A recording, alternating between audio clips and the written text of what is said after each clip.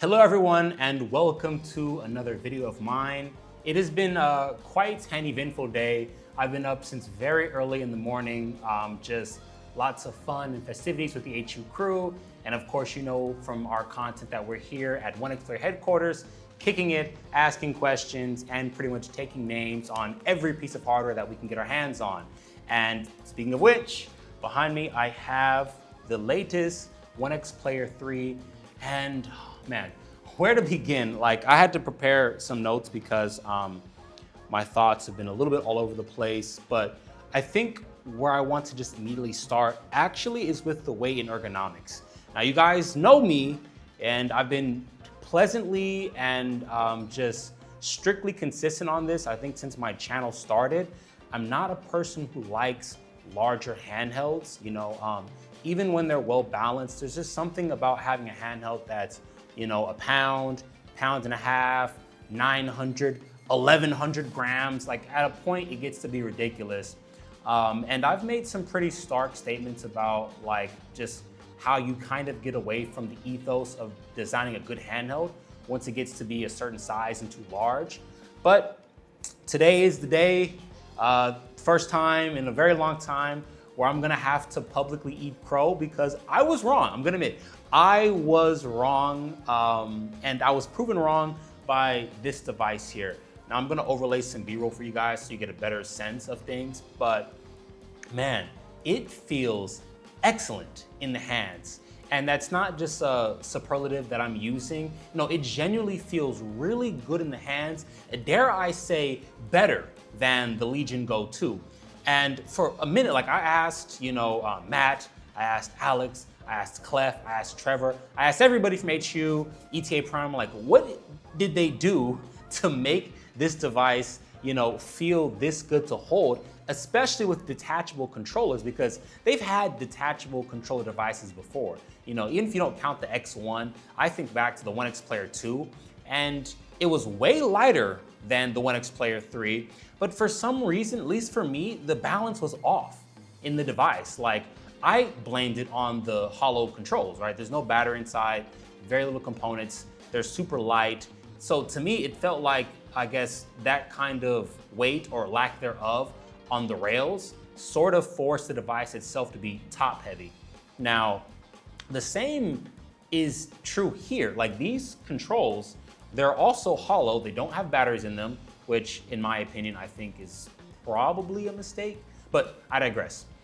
I think the reason that the profile feels better on this device versus many others is down to actually how they have decided to rearrange the internals. Now, we had a keynote presentation with Jack and some of the engineers, and they were essentially talking about how they had a new battery cell stacking technology. Hopefully I'm not butchering that terminology.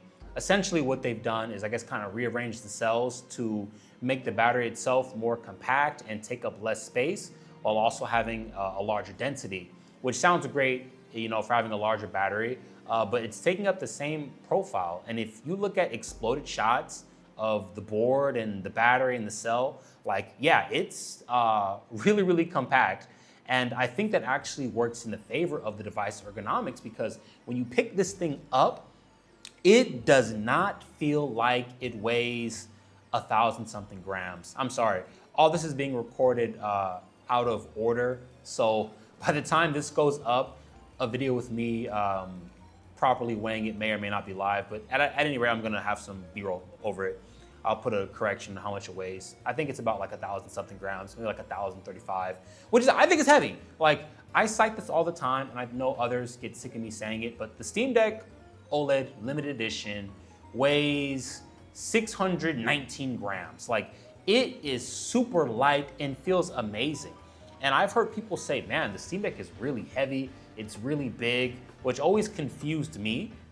But now I see what those people talk about when they see devices like this. But in the same token that I thought the Steam Deck was properly balanced and light, this too feels just like that. It's hard to describe it. You expect it to be heavy. It has an 85 watt-hour battery, almost 9-inch OLED panel, but when you pick it up, it's oh my goodness, this can't weigh more than a Legion Go 2 or a Legion Go S. Like to me, like my brain, when I just pick it up, scale set aside, it feels like I'm picking up like a slightly heavier Legion Go S, but way more well-balanced on the ergonomic side. I'm actually genuinely shocked because I have not been a fan of the hollowed out controls that OneXPlayer has been shipping. This is something that I've mentioned in other reviews that I've done, but I've got to give them credit here. It's not so much that like the ergonomics on these hollowed controllers themselves have been improved, which they have, like they've definitely done some sculpting work on the back. It's more that the tablet portion of the handheld, it's just like phenomenally designed. There's no other way to say it and articulate it. They really went back to the drawing board to figure out a way to present this handheld in a manner that feels good to hold and hold for a longer period of time. As I said, I have used the Legion Go 2, I've used the Apex, the Super X, I've used other large handhelds, and it's always been a critique of mine is that, like, you call it a handheld, but after 30 minutes of playing, you feel like, okay, I need to rest this on my lap. I need to rest this on a table. And this is just, I don't get that feeling from here. And again, that could be because, I've been hitting the gym, as you can see, Silicon Fox getting those gains, but genuinely, they have really went back and kind of retooled and rethought how you're gonna approach a larger handheld, which is good because if you're gonna make handhelds that are getting 8.8-inch screens, you really need to rethink the ergonomics. And this is something that I talked about before with the other guys in Handhelds United, and I was saying, I like, seeing the variety of form factors and screen sizes, but I gotta be real with you, I kind of miss the days when a handheld was something more in the realm of an iNeo Slide or an iNeo Air 1S or a OneX Fly, or F1 Pro, something like that, right? 7 inches, or maybe like sub 7 inches, 600 to 700 grams, and a decent balanced profile. So to see them kind of like take that concept but scale it up and scale it up in a way that's tasteful gets huge aplomb from me. With that said though, the next thing that surprised, well, I won't say surprised me because I had known for a while about the performance of Panther Lake and of course Intel's new Arc G3 series, but getting to see it in person is different. It's what they say, seeing is definitely believing. And I was a believer, but now I'm a zealot, right? It's the difference between being someone like, you go to church every Sunday and then like now you're on the corner doing street ministry, like trying to win converts over. That's how I feel. Like I'm gonna try to win over as many of you guys as possible to this new platform because I'm gonna give it to Intel. It lives up to the hype. Most of the time you get marketing slides and it kind of goes in one ear, out the other. I'm the same way. I felt the same when I saw the Qualcomm slide to the X2 Elite. Same when I saw AMD Strix Halo stuff. It's like, it's cool. It's great to see the bars and the graphs, but you really don't see that sense of connection even when some of these products are released. Like when Strix Halo came out, and I was a little, I won't say disappointed, but it was like, okay, it's kind of lives up to the hype, but you really had to temper your expectations. But with the G3 series, no, it's living up to the hype. Like the marketing slides are right. Maybe they're off like in 1% to 2% variance on some titles and some tests on some boards, but no, it's legit. I think what impressed me the most was the low TDP performance. Now, out there on the showroom floor, they had a lot of stuff running like 20 watts and below, which if you know anything about these companies and want to show their products, like they wanted to show them in the best possible light. But what I really liked, there was a huge focus on efficiency in this keynote and this whole launch surrounding the G3 series. Like they're coming out and saying things that we as a community have been saying for years. Like, hey, AMD, can you please give us an APU that feeds more power natively to the GPU, scales back on CPU cores, has a more smarter and intelligent algorithm that balances the load like that? We have been asking for this for years. Like, You can go back and watch some videos from the Fox.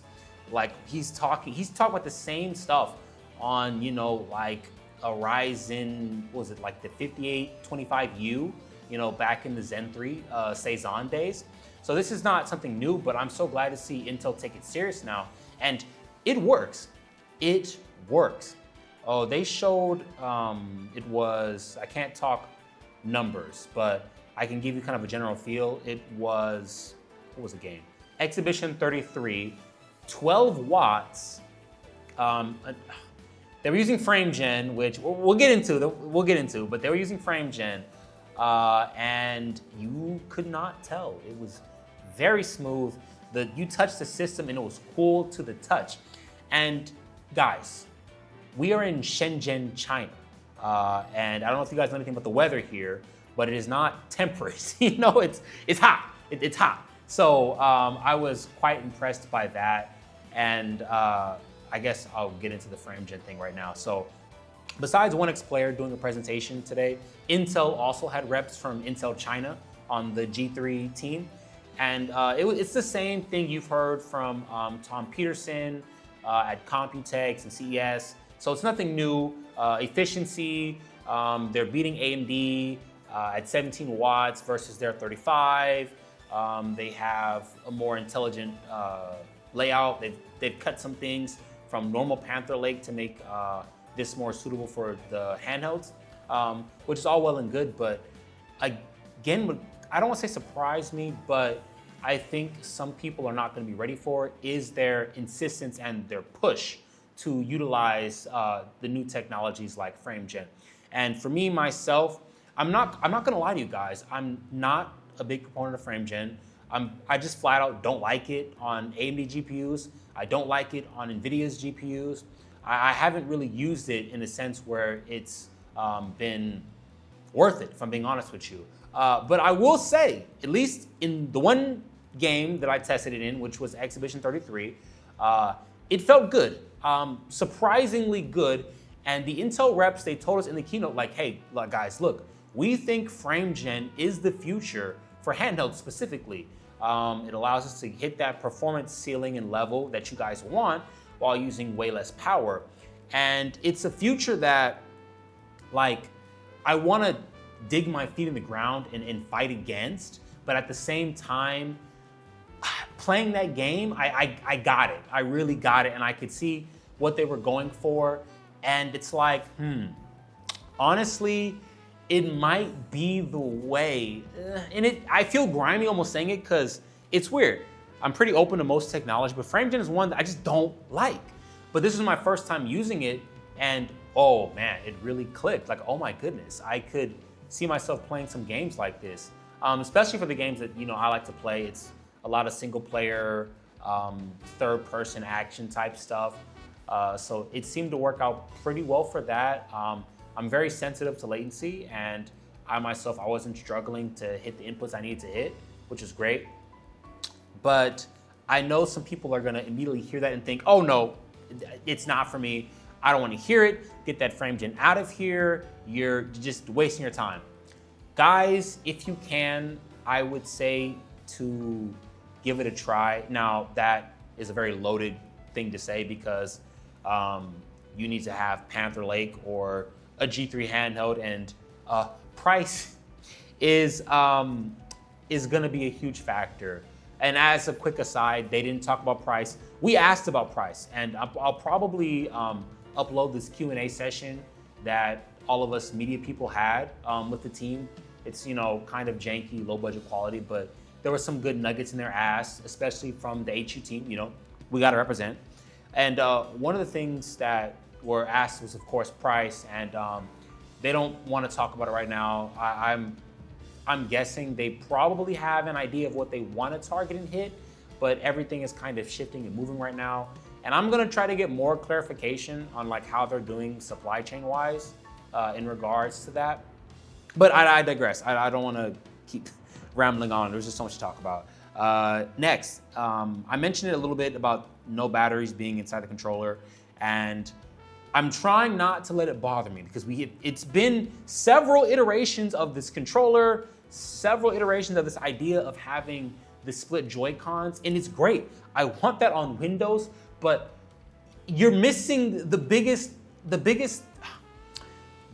draw of having a Switch or a Switch 2 with the Joy-Cons was that when you took them off, you could still use them without having to connect them to the little connector, right? And they had batteries on the inside. Now, I don't think, so they specifically said it's not a technical reason why they haven't done it yet, which is just surprising to me. I guess for them, if I don't want to misquote what the rep said, but what I had gathered, and I'll have to go back in the footage and look, it seems that they think that it's not like a huge demand from gamers who buy their products. And maybe that's true, but at the same time, like I know lots of creators who talked about it, but again, we're creators, and you guys are kind of like the huge push as far as like market change is concerned, right? Because you guys, like, of course, we buy devices too, but like you guys en masse buy devices, and if a lot of people are purchasing their products and not really talking about there not being a battery on the inside, then they have to look at that versus us creators who, you know, feel like there should be a battery on the inside. I say all that to say there should be a battery on the inside, because this is especially a handle that you're gonna wanna use like either split style or, you know, just relaxing and lounging. I can see myself definitely propping this up somewhere on the table and just kicking back with my, you know, my recliner or something and playing with each Joy-Con in each hand like I did on the Switch. Like I did that so much on the Switch. It feels good. On these controllers, I think it'll feel probably even better. One, because there'll be a little ballast weight inside the controller itself. And then two, they're sculpted really well. You know, it's not like a flat back for a Joy-Con. So they said that they're taking into consideration, we can only go off what they said. Maybe down the line, we'll see a revision of the controllers that have them in the inside, but fingers crossed. On the ancillary details, they also have, of course, a kickstand. They've redesigned it again, and they've gone with kind of like one of those MagSafe style cell phone kickstands. It's pretty cool, pretty sturdy for the most part. I think if you bump the table excessively, it'll probably tilt over, but it's way better than the Switch One kickstand. Like it looks similar, and even with the increased weight, I find it to be much more palatable. So good job there, OneXPlayer, very good job. So yeah, these are just kind of first impressions. There's a lot more like I want to go into, like the display. Oh, the display is beautiful. It's a Samsung panel, they confirmed that. Again, 8.8 inches, 1200p HDR up to like 1000 nits. You're gonna get like 100%